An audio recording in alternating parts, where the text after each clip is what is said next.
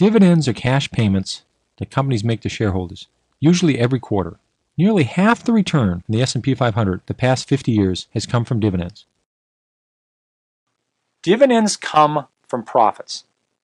If a company earns $5 a share, they have the choice of paying out some of it to the shareholders in the form of a cash dividend.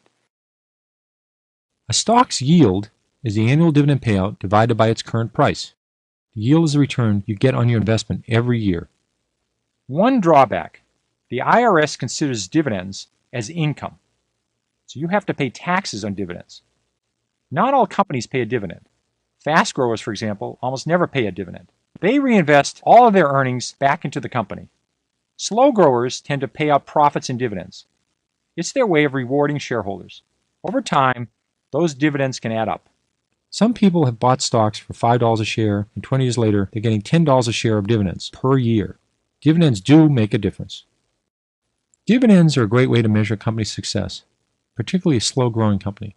When a company raises its dividend every year, it raises the bar for its financial performance the years that follow.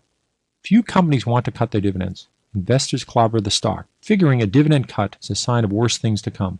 So by raising a dividend 12 to 15% this year, the company is saying it expects earnings to be at least as good next year as they are now, and probably rising by at least the 12 to 15%. You can get a list of companies that have raised their dividends many years in a row from Moody's. There are some great names in this list. However, you can find warning signs of dividends as well. A high yield isn't always a good thing.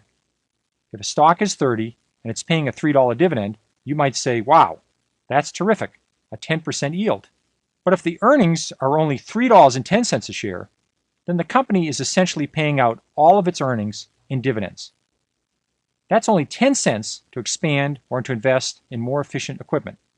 If this continues for a number of quarters or years, the company will have very little room for any errors or setbacks.